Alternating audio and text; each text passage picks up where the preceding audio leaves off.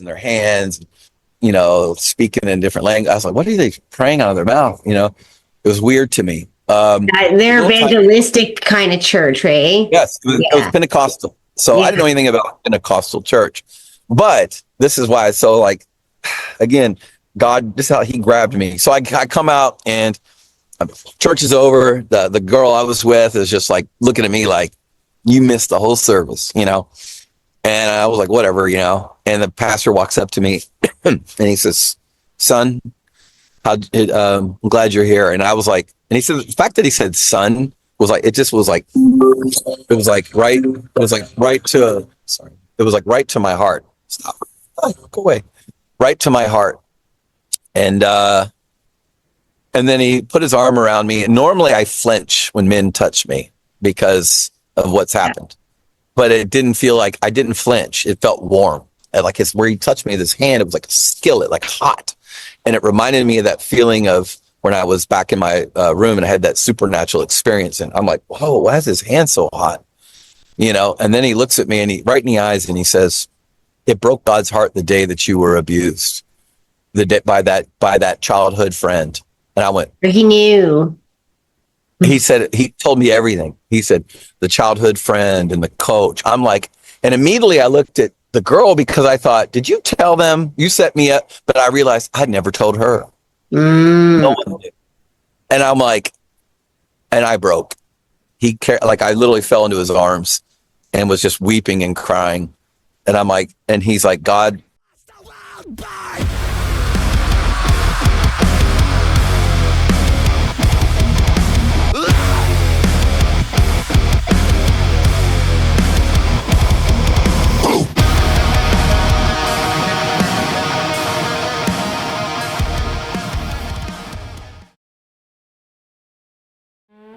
Oh, wretched man, who will set me free?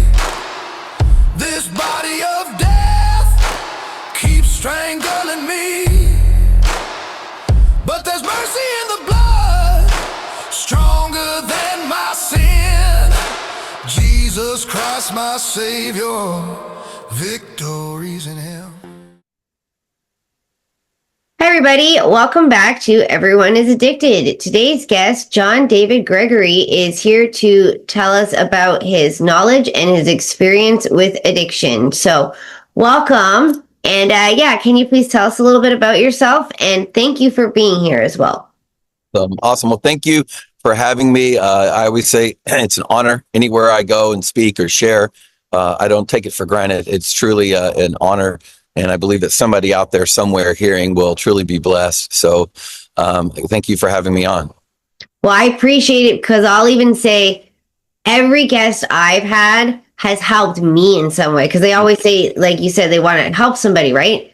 Yeah, I am the person that has been helped. So I know if you're helping me, you're helping all the other people that are listening too. So I appreciate that portion of you being honest and sharing your story with us. So thank you. You're welcome. You know what? I tell you, it's been quite a journey. And, I've held this in for a long, long, long time until last October. So it's time to be transparent and help people get set free. I agree. I was the same way. And then I didn't want to say anything. I was like, I don't want my grandma to know all this stuff. And then I started the podcast and my grandma's like, I've seen you on TV. I'm like, oh, so she knows everything now. Yep. Cat's out of the bag. But you know what? It kind of feels like you said, like it's like a release, and I know that keeping it in is just keeping yourself kind of like in, you're like, I don't want to say shame, but you're keeping yourself from really actually releasing the things that are making you feel that way. And you realize that other people can resonate with it, relate to it, and it actually is helping people. So I think that it is great that you came to that conclusion, because now you're able to, share with people, and everybody resonates with somebody else. That all as addicts, we can all connect and relate to each other so much, or people that are sober curious, you know what I mean? They'll be like, oh yeah, I did that, I get it. Absolutely. I think that's important when you find someone that you can connect to and can say, oh, I can relate to that. I posted something about what I've been through a little bit in on social media in an area, and excuse me, everybody had some sort of connection, but one guy just goes, I can't relate. I can't relate to trauma. I can't relate to addiction. I can't relate to any of these things that you mentioned. And I just said, hey, congratulations.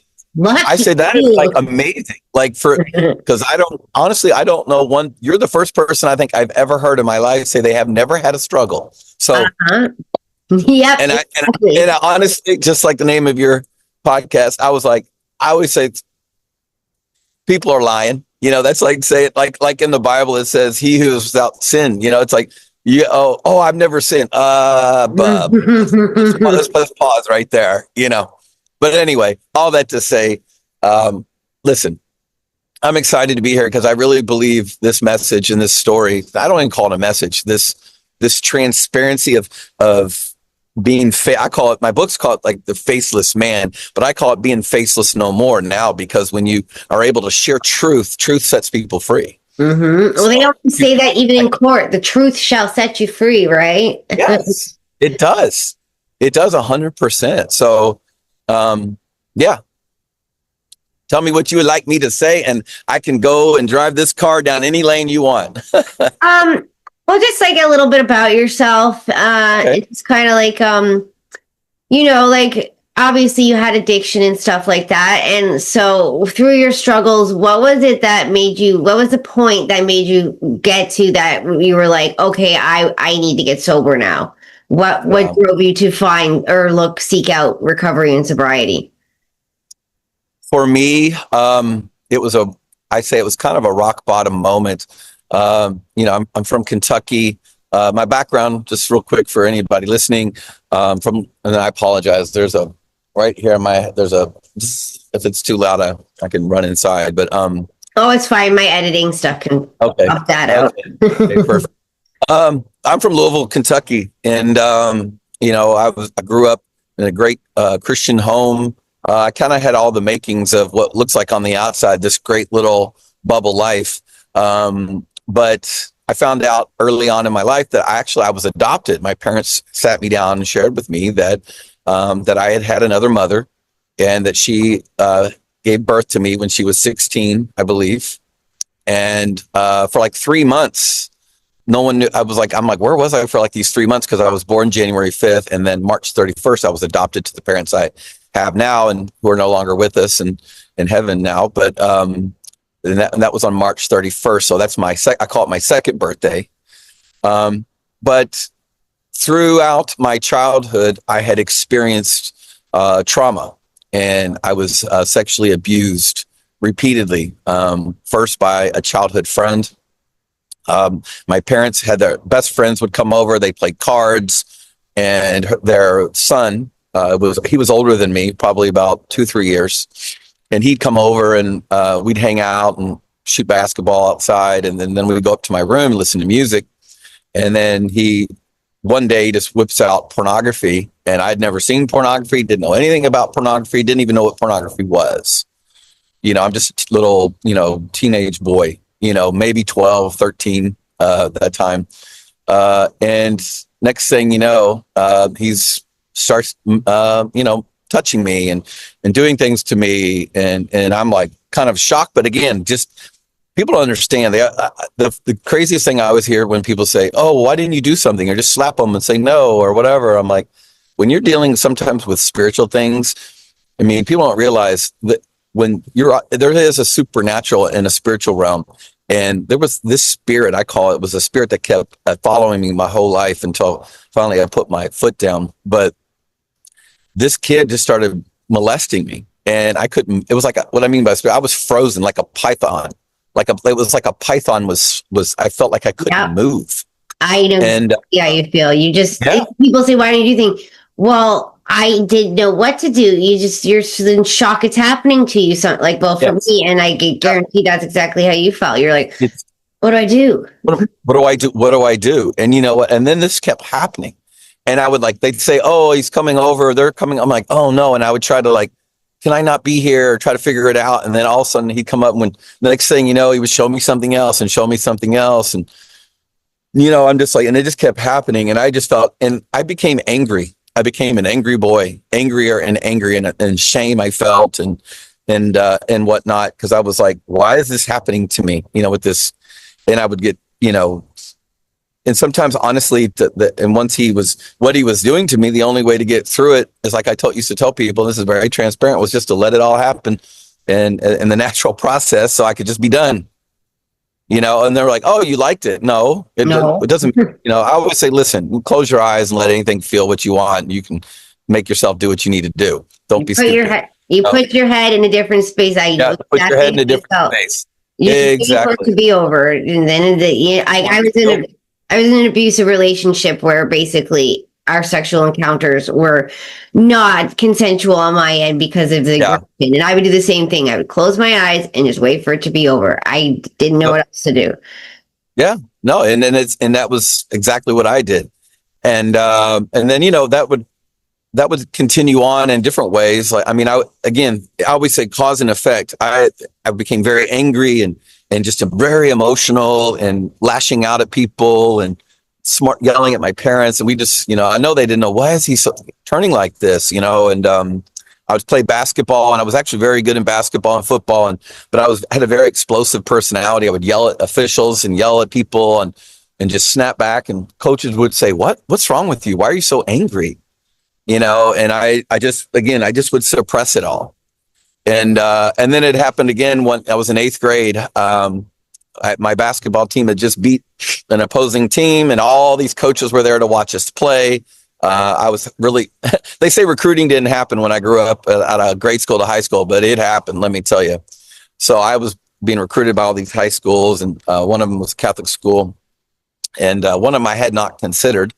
But at the time, the team I just beaten, the coach of that team was kind of a middleman for that high school. He would always say, hey, you should think about coming to the high school you went to. And I was like, oh, okay. And one day he said, hey, why don't you come over to my house? And I have some of the players from my team here, but they're all going to that school.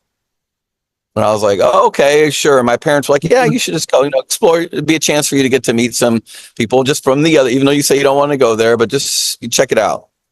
So I ended up going to this guy's house, and there was pizza and soda. We were all hanging out. Totally innocent, good time, laughing, getting to know some of these guys, talking football, talking basketball. And then one by one, they started to leave.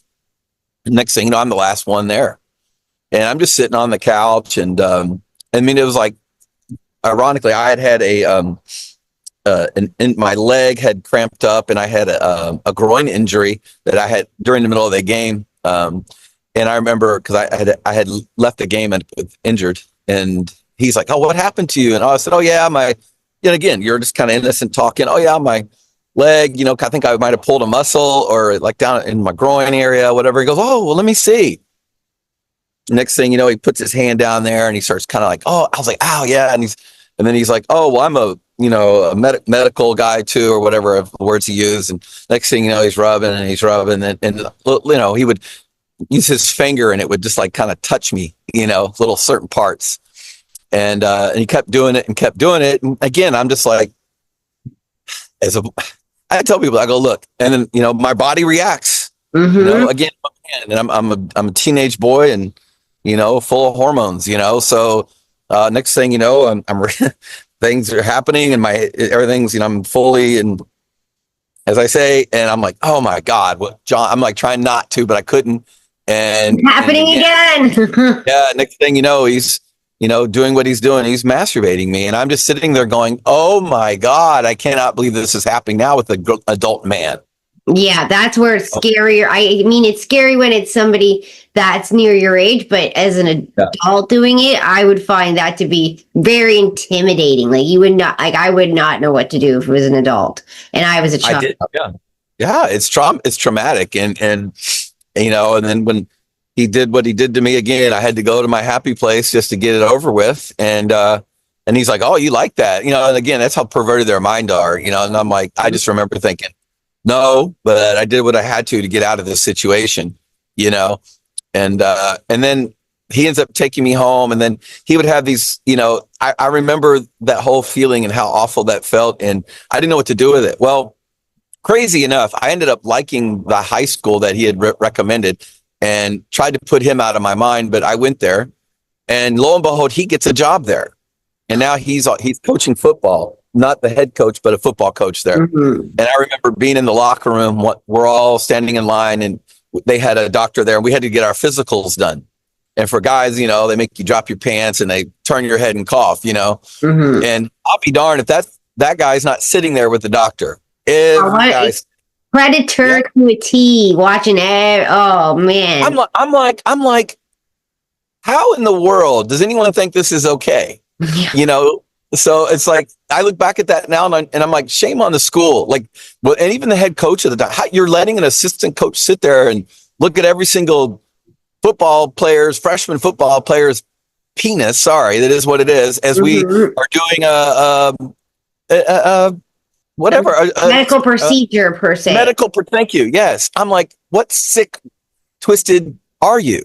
But it was let go. Nobody ever did nothing. I remember thinking about it. And anyways, so again, anger, all this stuff keeps happening with me, and I try to always just forget it and not think about it. And so it was, I'm trying to think. Oh, I had been dating this girl in high school, and then she dumped me, and I was all depressed. And it's like, because then it's like, even then I became very sexually active. It's like, I was like, my drug of choice at the time was sex. And it was like, you know why? And it's every man that I have talked, or maybe even women too, actually, that I've talked to that have had molestation or like sex, like that, the same similar things happen. They just don't see sex the same way and become very, very sexually active, very young. Very young, just because it's just what they think. It's just what you've learned, right? And so it's weird. Yeah, it's just I just seen the patterns from other people. It's like all of my negative sexual experiences happened as an adult, luckily. Like, I thank God for that. But as a child, I just know from talking to other people that if they were touched or anything like that as a child, they just became very sexually active because they think that's what you do. It's just taught to differently, I guess. It almost comes a source of familiarity. Yeah. In a way. So, but I remember, so I was all down in the dumps, and a priest in the school saw me in the hallway one day, and he's like, "Hey, you all right?" And he looked down. I'm like, "Yeah." And next thing, he goes, "Well, you want to talk about it?" And I was like, "Okay." So we go back to the priest's house. It's the middle of the school day. He goes, "I'll just put a note in that you're with me. You'll be fine." Totally innocent. And I loved this priest. He was like that. He was the nicest guy. He was the best. Everyone loved this guy. To this day, he is the beloved. And I don't mention his name, just for legality reasons. Mm-hmm. And they actually, well, let me back up. So I go in there and we sit down, and he actually gives me a Miller Lite. He goes, and I drink a beer. And I was like, okay, and then I ended up one beer back then for a teenage boy, the middle of a school day. And I became very, relaxed. And he's like, what's been going on? And I ended up telling him about, there's a coach. And I told him about the coach and what happened when I was in 8th grade. And then also, he's here coaching, and it's just very uncomfortable. And when I see him and he goes, well, show me what he did. And I said, he took it. And I said, right there. And he goes, well, take my hand and show me. Yeah. And then next thing you know, and I stopped, and he ended up doing the same dang gone freaking thing. He starts molesting me. My! And it's a chaplain too, because I would do a Catholic school, and I know they take you in, take you in the chapel that they have in the school. And this was in the priest house, in his room in the priest house. Oh, okay. Because we had a whole chapel, and the chaplain would take us in there, right? So I guess maybe it wasn't as private, so he couldn't do things, I suppose. he was homosexual, and it was Oh yeah. known by all of us students, so that it made people already kind of nervous around him. Whereas like Yep. yours was beloved, so then nobody's gonna believe anything you say. Correct. You know, and that happened, you know, and that was like just horrifying to me. And then, you know, and then his thing to me was, oh, well, you know, my situation here. And he goes on, this is just, you know, you're doing this for God, you know, like I'm helping him out. Like, yeah. Yeah, That that's is crazy. wiring your brain like as a child to, oh my gosh, like Yeah. that. Oh, It's a miracle I'm even sitting here today after all this. You know, after all that, you know, I again I was a very, very angry boy. And, you know, getting out of high school and going into college and then I really wanted to play basketball for University of Kentucky, but I ended up getting cut.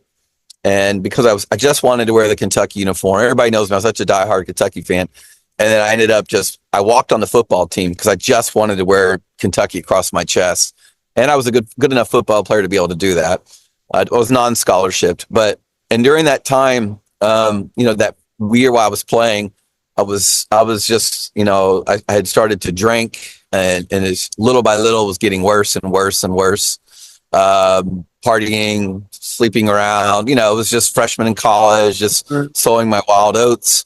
That's how I found relief from my pain, from all the trauma that I had as a child.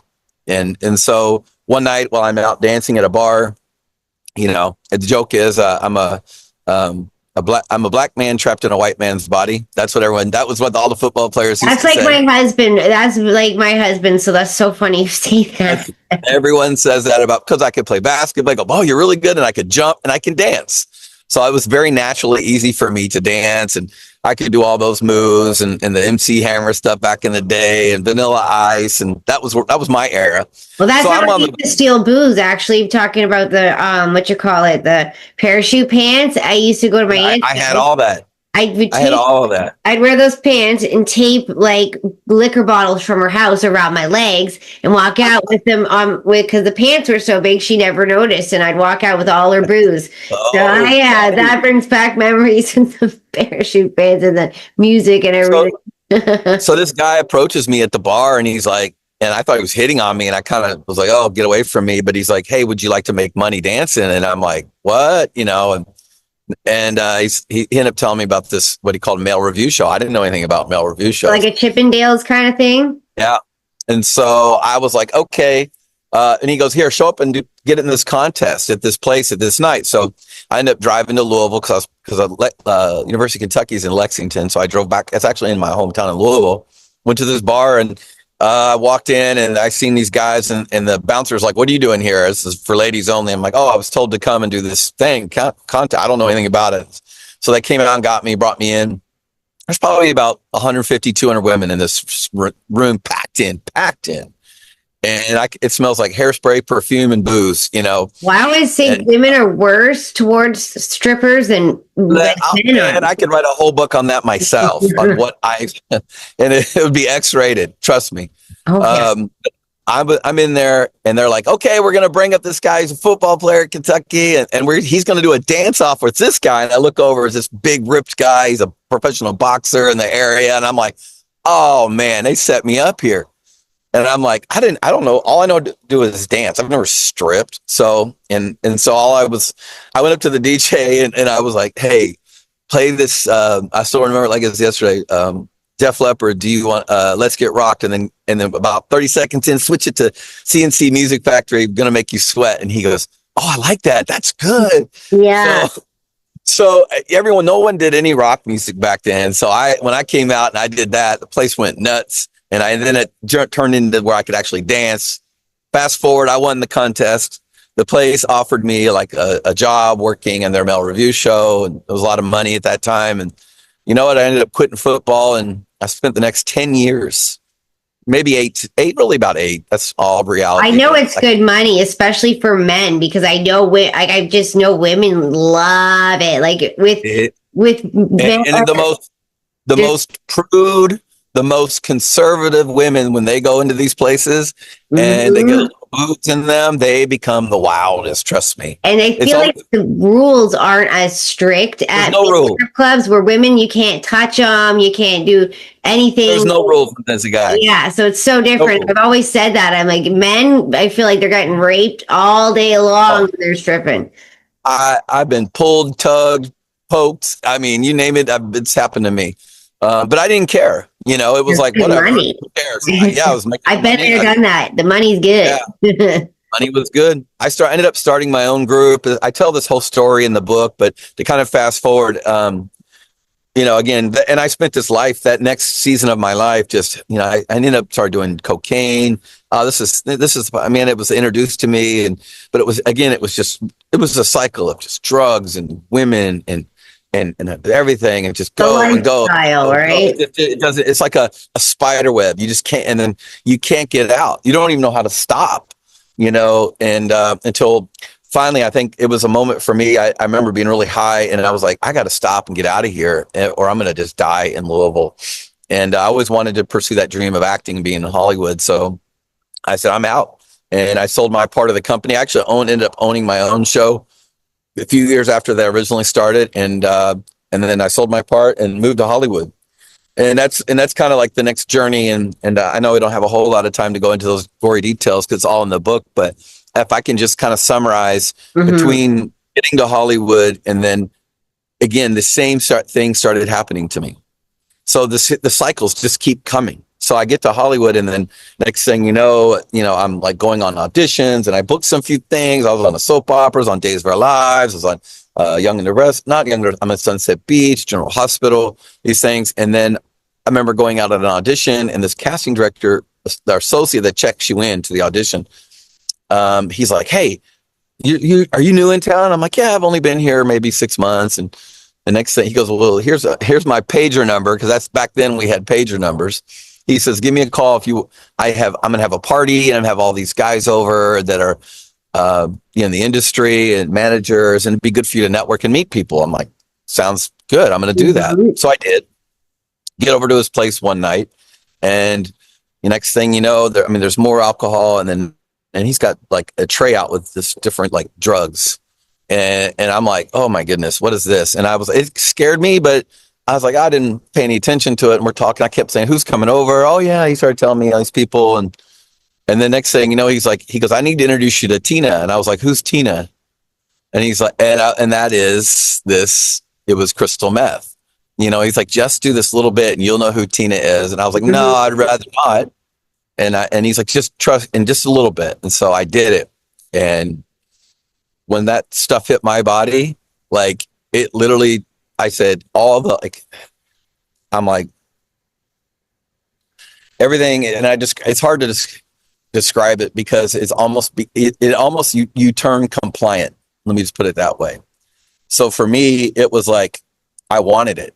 I became What makes very, you like, sexual? That's the one thing I was they very take out. sexual. I didn't care who it was. Sexual. And this guy was, and I don't consider myself gay, and I don't have any problems with gay people. Actually, I have some really great friends that are gay. But it was like, I just was like, "Do whatever you want." And next thing you know, he's doing everything to me, and I'm just sitting there, and I'm just like, and it was like a war going on because he's doing all this stuff to me. And in my head, I'm going, "What the is going on?" Like, Again, right? like I look down and I'm watching him, and I'm just going, like, how do I get out of this? It was like a war between, I liked it, but between the drug and me liked it, but the deep down in my soul was fighting. So, and when everything was said and done and over, and the night, nobody ever came over that night. And so I ended up getting out of there and going home. And it was like, I remember just crying on the floor of my apartment, laying there on the floor, laying in the shower of my place in Burbank. And just like, I was so lost and gone. And then trying to, I remember even feeling like suicidal, at the time. That's why I say I just wanted to die. I was like, why does this keep happening? Like, all I am is a piece of ass for men. I was told once by somebody that all I would ever be good for is sex. And so that's how I got into the sex industry myself, right? Because I was like, well, Well, if I'm only good for sex, and I was told this so many times that I was like, well, then I might as well make some money out of it, right? So, right. Makes sense, right? I was an alcoholic and I was drunk all the time anyway, so I would just block it out. Yeah, no, it makes sense. And that's what, I was, all these people were attracted to me and they would tell me all these things about myself that they liked. And, and people, in the middle of all this web, I would try so hard to get out. And I mean, to the point of where one time I was doing a job in LA and selling phones to this guy. I was up in his house in the Hollywood Hills. And next thing you know, he hands me an envelope and he goes, there's $1,000 in here. He goes, if you'll just hop in the shower with me, and let me do what I want, you can have it. And I remember sitting there like, and I took it, I'm not going to say I haven't done the same. So I was going to say, I'd like to sit here and say, oh no, I walked out and said, go F yourself, but I didn't. And, it was just, that's what kind of stuff that would happen to me.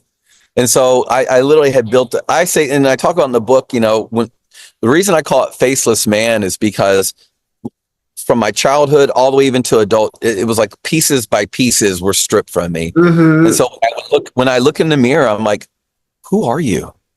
Like, are you this sexual freak? Are you an alcoholic? Are you a drug addict? What? Are you an actor? Are you a stripper? What are you, man? Mm-hmm. And so, and then it's who they say you are. Then I had people telling me, well, you're just bisexual. You're just gay. I'm like, well, I don't necessarily like men, I like things done to me, but it doesn't mean I like men. I was just like, so I'm just put in those situations where men were touched. Yeah, wasn't really my decision. Exactly. But I was like, but if I had to choose, I would obviously prefer, for me, I was like, I prefer a woman. So, but that was that struggle. Well, it makes sense that it is like the faceless, you are like a faceless person because there's just so much trauma and you've been told so many things that you really don't know who you are. So I get that really, I like that title because it really relates to especially your story. And because there's just so much that's happened to you. How do you know who you are? Let me say something that feels overdue. For a long time, alcohol care has been reactive. You wait until things are really bad or until you hit some imaginary rock bottom and then you're allowed to get help. That doesn't make sense anymore. I'm Ian, one of the co-founders of Sunnyside Med, and we believe proactive alcohol care is here. Sunnyside Med is for people who know alcohol is taking up too much space, mentally, emotionally, behaviorally, and want support before things blow up and get worse. We combine licensed medical care with naltrexone, a medication that's been used for decades to help with alcohol cravings at the brain level, plus coaching and tools that help people change their relationship with alcohol in real life, not just in theory. What we hear from members isn't shame or desperation. It's relief. They say, I don't obsess about alcohol as much. I can stop drinking earlier. This finally feels like something I can work with. This isn't about labels. It's not about quitting forever unless you want to. It's about having modern evidence-based support for your drinking right now, not someday in the future. If you've been thinking, I should probably start drinking less, you don't have to wait.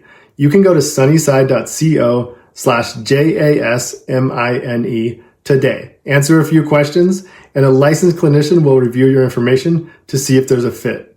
Proactive alcohol care is here, and you can start today. Visit sunnyside.co/JASMINE or just search for Sunnyside Med in Google. You are. So that really, really, makes sense. The funny thing is to kind of answer your question, we started this whole thing off on that.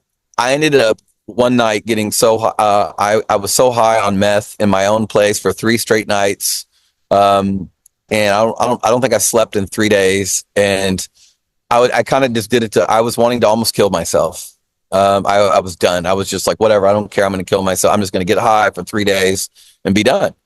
And I remember on that third day it was like all of a sudden I felt my heart racing so fast. It was like literally going to come out of my chest. And I remember I got so scared because it was like somebody turning on a motor and they were turning a dial and my heart was getting faster and I couldn't stop it.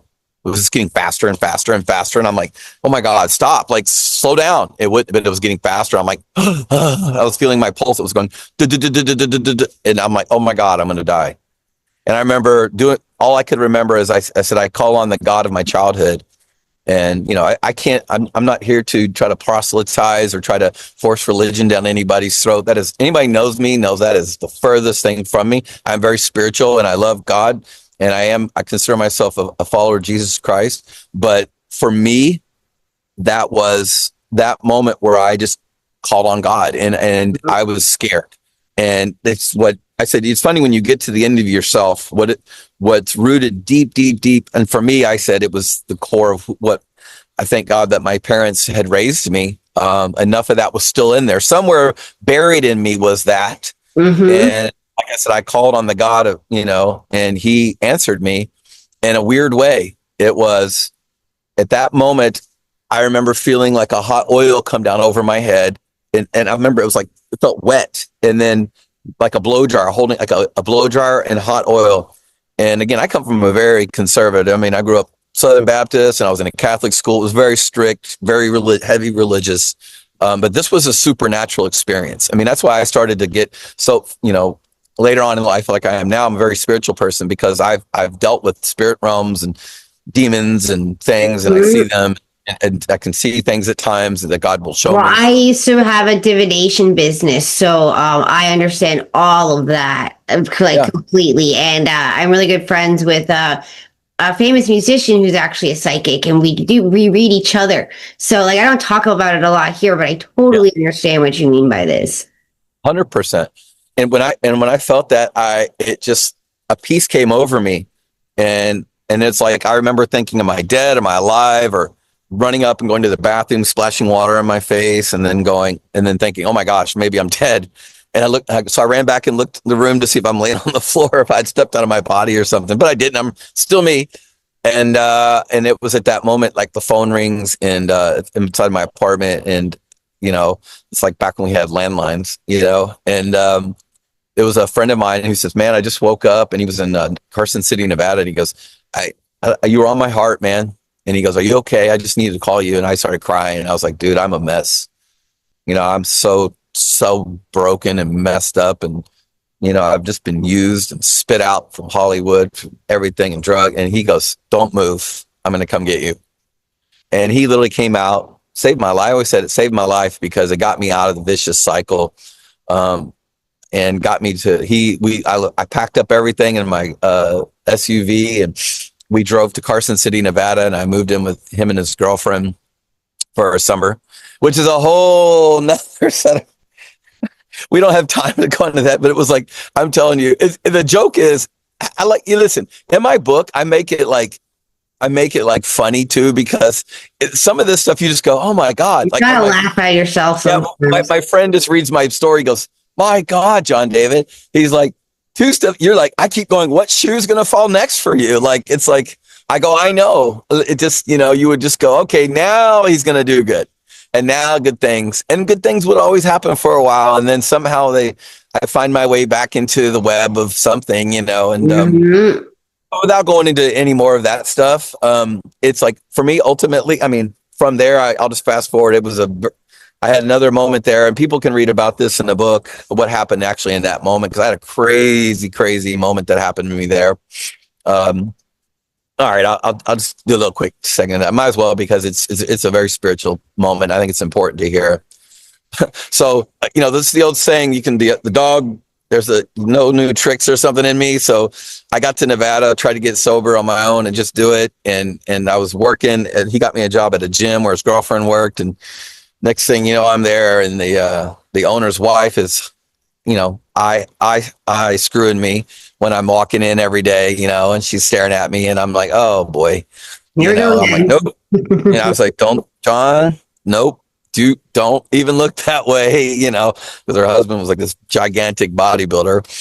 And so long story short, she was having a rocky marriage apparently, and all this stuff, and but I got tired of not making any money, and I looked in a phone book. Yes, that shows the date and the time. I whipped out a phone book, and I saw male dancers, escorts, and all this kind of stuff. And I called it, and I was like, "Hey, you know, I used to do this. I'm in town for the summer. You know, I need to make some money." She said, "Come over." This girl, her name was Ramona. Never forget it. It's kind of a hippie, reddish hair lady. I went over to her house, and she was like, all right, I'll try you out. And so I started doing bachelorette parties in the area. And then I was like, all right, I can do this at such a better level. And I called her. I said, let me put a mail review show together. And so I can make some money, real money. So again, here I am just trying to get away from all this. And what did I go right back to it? Because it was money. Yeah, it's not necessarily fast, but it's easy money, and I don't know. Easy. It's easy. It's kind of fun. I don't know. Like at the same time, like dancing is kind of fun, and then you have the control of the business yourself too, which is nice, right? Yeah, but it's just I started a mail review show, and we were in a short amount of time we were popular and up in Lake Tahoe, and I'm just like I look up and that girl from the gym is there at one of my shows, and I'm like, oh boy, and that one thing leads to the other. We end up having an affair together, and she kicks her husband out and wants me to move in, and oh my God, it's a big mess. So, and that's what I said. So she ends up one morning I'm waking up hungover as hell. She's like, all right, we need to stop all this drinking and stuff, and you need to get back. I want to go to church. I'm like, I'm not going to church. What are you talking about? So she's like, no, you're going to go to church with me. And I was like, women, she goes, oh, you're not going to have this. And I was like, oh, okay, whatever. Don't cut me off. That's a weapon, so all right, I'll go to church with you. So I just want to tell this moment because this is what I love about God, because he shows up in the most unusual ways and reveals himself to people. I am the most look, I am a dog. I was a dog, I'm not saying because actually at the end of the day, by me I was having affairs with women, married women, everything I was doing. I was leaving so much out. Everything I was for such long time, again, it was just a sexual object for people, whomever, men, women, whatever. It didn't matter. I was just whatever you wanted me for. If you had money, I would do it for you. So, and I hid a lot of that too. I didn't even tell friends of mine that I was even going to the other side of the fence. One friend that I told just for safety reasons, in case I needed somebody to know where I was when I was doing certain things, just for safety. Otherwise, nobody knew anything. Nope, not at all. So, I ended up going into the bathroom. I said, I had to hide out during the church service. And I remember sitting on the toilet, not going to the bathroom, but just sitting there kind of listening, waiting for them to stop. And I remember saying this little prayer. I said, God, if you're here, then whatever. Okay. Because then I reminded myself of what happened in that Brentwood, Burbank moment, where I was like, I remember that was real to me. If this is real, I go, I don't, I just don't like church. It's not my thing, but whatever. Show me if this is real. And this was like, when I'd walked in, everyone was raising their hands, speaking in different language. I was like, what are they praying out of their mouth? It was weird to me. They're evangelistic kind of church, right? Yes, it was Pentecostal. So I didn't know anything about Pentecostal church, but this is why it's so like, again, God, this is how he grabbed me. So I come out and church is over. The girl I was with is just like looking at me like, you missed the whole service, And I was like, whatever, And the pastor walks up to me and he says, son, I'm glad you're here. And I was like, and he said, the fact that he said son was like, it was like right to my heart. Stop. Go away. Right to my heart. And then he put his arm around me. And normally I flinch when men touch me because of what's happened, but it didn't feel like I didn't flinch. It felt warm. And like where he touched me with his hand, it was like a skillet, like hot. And it reminded me of that feeling of when I was back in my room and I had that supernatural experience. And I'm like, whoa, why is his hand so hot? And then he looks at me and right in the eyes and he says, it broke God's heart the day that you were abused. By that childhood friend. And I went, he knew. He said, he told me everything. He said, the childhood friend and the coach. I'm like, and immediately I looked at the girl because I thought, did you tell them you set me up? But I realized I'd never told her. No one did. And I'm like, and I broke. I literally fell into his arms and was just weeping and crying. And I'm like, and he's like, God wanted you to know today, this was not his plan for you. But he's going to turn your life around, and you'll just surrender, give it up to him, and that's where I was like, oh my God, like, I don't care what anybody says. They're like, oh, he found God. And I'm like, no. He found me. Yeah. He came in and I'm a dog, like, DOOG, man, like sleep with whoever, drugs, alcohol, you name it, I was doing it. And he came in and found me, pulled me out in a small little Pentecostal church, which I was always told my parents were like, stay away from those places. But it was like God picked the weirdest moment to do this for me. And literally, I remember laying on the ground and they were praying over me and stuff was coming out of me. I was throwing up and it was wild, man. I was truly delivered in that moment.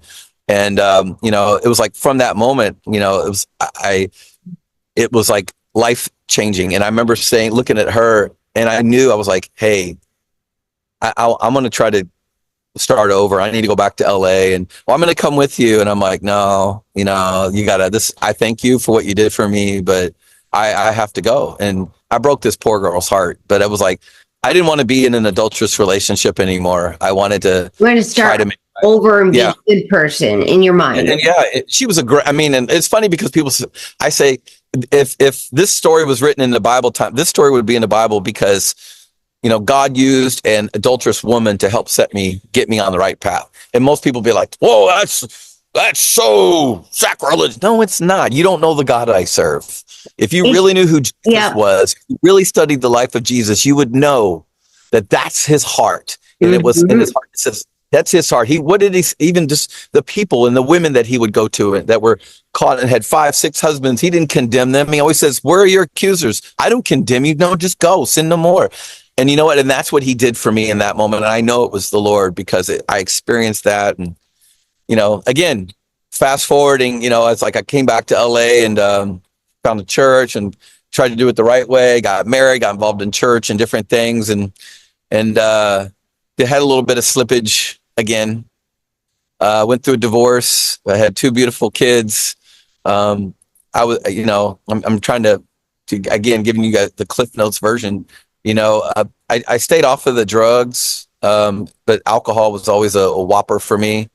Alcohol was always my drug of choice. I did other drugs, and I did have a bit of an opiate addiction, but booze was what got me, like, Yeah, no, I get it, and and so I ended up my first marriage failed, and it wasn't really until that was very devastating to lose my kids. She moved away to Arizona and went there, and I let her do it. I wanted to have peace. And I had been in church and in ministry, and it was just a big mess. But again, my whole life, I'm just like, God, man, I just fuck up everything. It's the truth. I say I'm wrong. I just fuck up everything I touch. Eventually, it's good for a minute, and then I'll somehow, some way, sorry for the language, but there's no other way to say it. I fuck things up. Oh no, I get it. I lost everything this summer and I was sober for it, but I still lost everything and it fucking sucked. And I had to have faith that God had a plan for me. Otherwise I was going to be probably smoking fentanyl. I had to have faith because I get it. Things are good for a little while and then something happens. My husband always says that there can never be peace. We're always putting out little fires. It'll be good for a minute, then there's a fire. He's absolutely right, and it wasn't, honestly, it's get me emotional.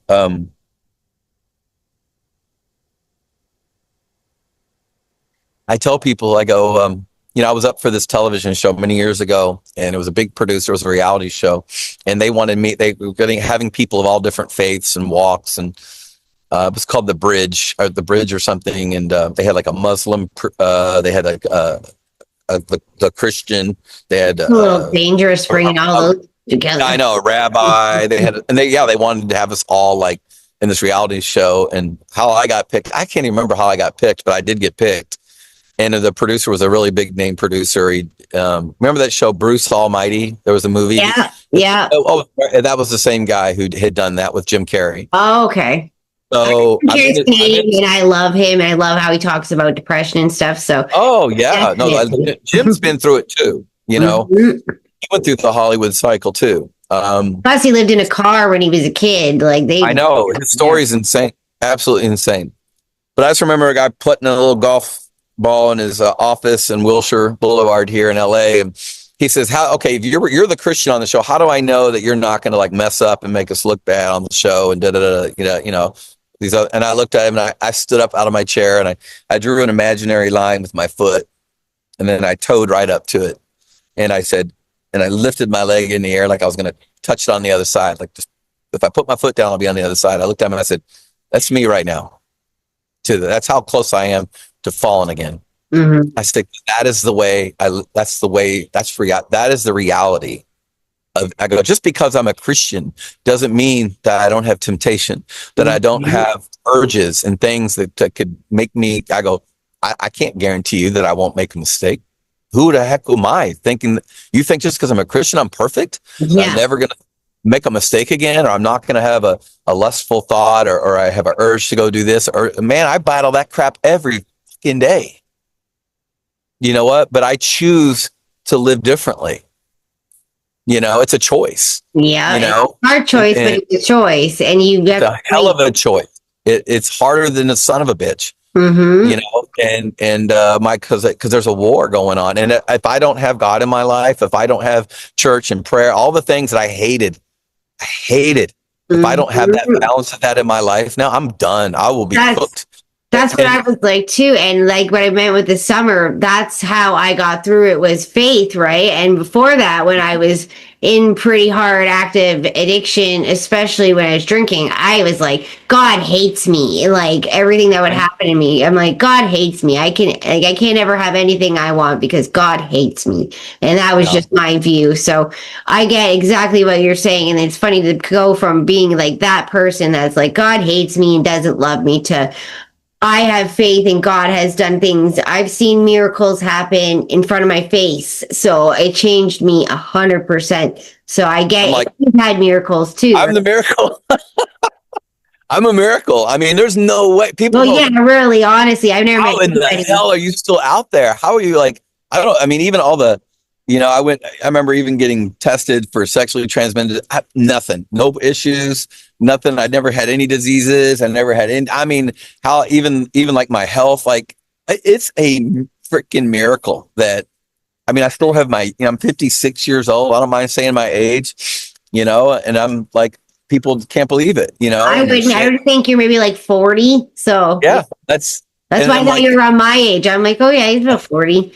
People that, but I just think, you know, it's just that again, I want to give God the credit because he's kind of restored my youth, and that kind of he did.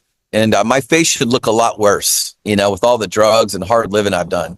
Oh, so, I feel you. by the grace of God, here I stand. And, you know, and that's why I felt it was important to write this book, because I said, you know what, I think there's so many men are closeted. And what I mean, not closeted gay, what I mean, because that's closeted from their trauma that's similar to yours. Correct. Yes. There's so much little by little it comes out like, oh, I was abused, or oh, this happened to me, or I did this, or, you know. I was actually with my friend and we were at a family thing that our town put on for Halloween, and somebody walks by and he's like, that's the guy who molested me when I was a kid. So I didn't even know that he had been. I knew something had happened to him, but he never really told me the whole story. Wow. He points out, he starts freaking out, and I'm like, see, this happens to so many people that your story will, like, those people don't talk about it. So then it gives them the confidence to be able to resonate and speak out on themselves, you know. That's why I think it's such an amazing, I think anybody should take a look at what your book has to say, because just from what you said now, so many people don't share that. They're too afraid, you know. And I prayed, I said, God, how do I get better still? And I believe, you know, that how I get put, as much as I was pulled apart, every time I tell the story, even sharing it with you today, it's just another piece coming back to me. It's, you know, some things in life, I believe God can just go boom, and you're good.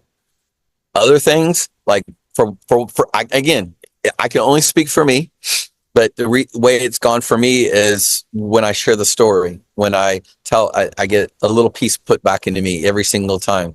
And it's probably going to be for the rest of my life. It's going to be, and that's what I feel like my purpose is now, to just, yes, I'm an actor, and I've got some cool stuff happening as an actor and things. And I've got a company I have called ISCG where we pitch film projects to the industry. But at the end of the day, that's all great. And I want to make money and all these wonderful things. But my purpose, I know now, I've made a decision that I would say what the enemy meant for harm, now God's going to turn around and use for his glory. And I'm going to share this story, and I'm going to expose the lies of what the enemy tries to tell you. Especially the industry, because it's just like deadly. Like, I just know how many people have had what happened to you with the Tina experience, and also with the basketball experience. So many kids with the coaches, I had somebody that was going to come on, but didn't end up working out. And he was raped by his coach, and he even had like the paperwork of the coach that got arrested, and I was going to put it in the editing and everything. So it happens to so many people, but it's just they don't talk about it. And that's where it's important that you're sharing this. And I get what you mean by like getting a piece back, because it's like you've almost pushed it down for so long that part of yourself is like non-existent until you talk about it. It is. It's very freeing. It's very freeing now. And I'm able to share it and say things that I would normally have been embarrassed. And, I can talk about, hey, you know what? Yeah, I've done a lot of stuff with men just as much as I have with women, and not be like feeling guilty. Oh, I shouldn't have done that or whatever. I'm like, look, man, we're all human. We're all, there's a scripture in the Bible says the flesh is never satisfied. Listen, you don't know you until you've been put in these situations. And I was, and I'm like, look, man, again, I don't condemn people, whatever side you choose to be on, but all I know is that I'm trying to do my best now to honor God, honor my faith, honor my wife, and live the best way I can by the grace of God, and tell my story. So,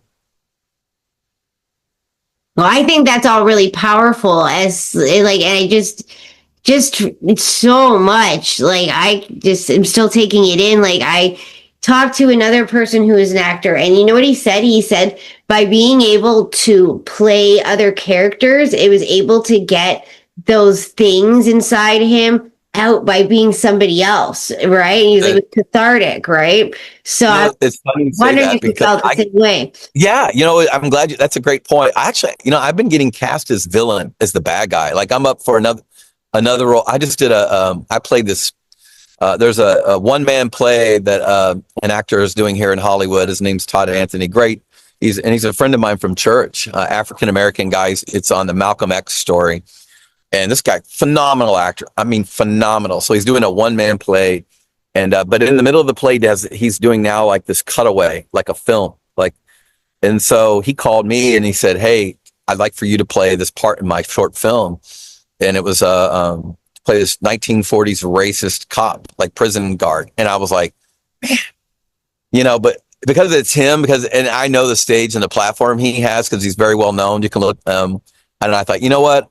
I just laughed. I told my wife, I go, why is it me? I always get cast as the racist white dude, but I'm like, whatever, I'll do it. And you know what? It's like, but there's like this part, like where to be able to play bad guys. And another pilot, I played a bad guy, and I did a play. Oh my God, check this out. So last December, I was in a play called Road to Freedom, where I play the guy who captures these slaves, these girls, and makes them become sex slaves in another country. It's almost like what happened to you in reverse. Correct. And they asked me to play that guy.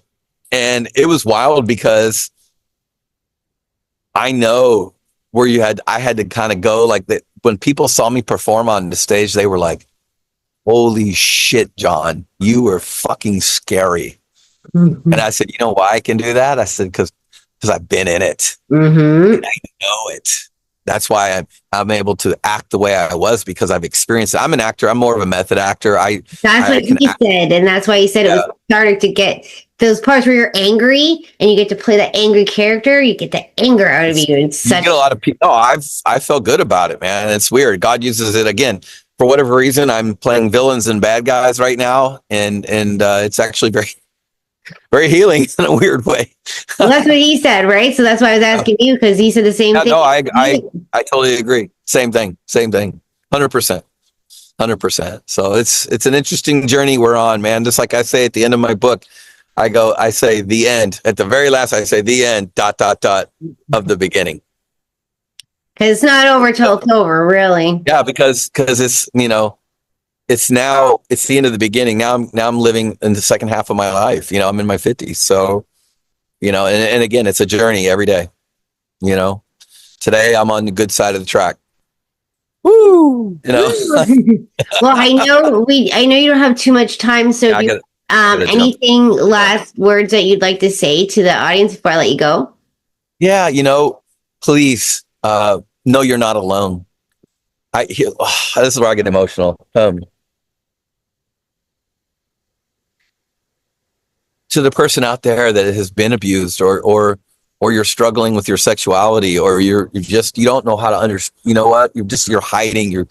As I put this, you have this mask on. Mm-hmm. I want to just challenge you to just.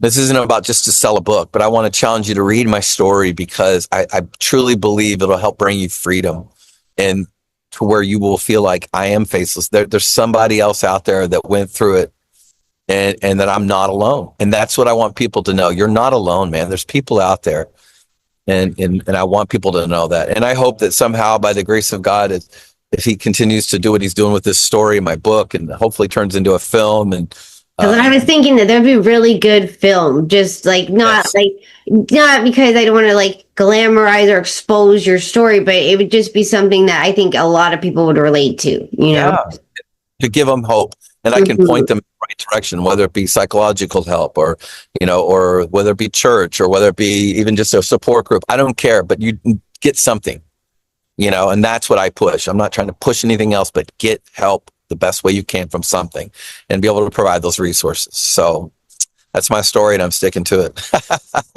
Well, thank you so much, thank you so much for your time. I appreciate you sharing so honestly and so rawly, because like I said, I think that helps so many men, especially women. I feel like they have a platform where it's okay to talk about this kind of stuff. Men, I feel like they shut down, they shy away. So I thank you so much for sharing, because my viewers are mostly men, and so I'm glad that they can hear this and hopefully bring them some hope, and know they're not alone as well, and maybe read your book and feel like maybe inspire them to do something, speak Absolutely. out, or Tell their story. Anything. Yeah, exactly. Yeah. Absolutely. Well, thank you so much, and I hope you have a great rest of your day. I appreciate it so much. Thank you. It was an honor. Anything I can do, let me know. Thank you so much. Thank you, and you have a good day. All right. Bye-bye.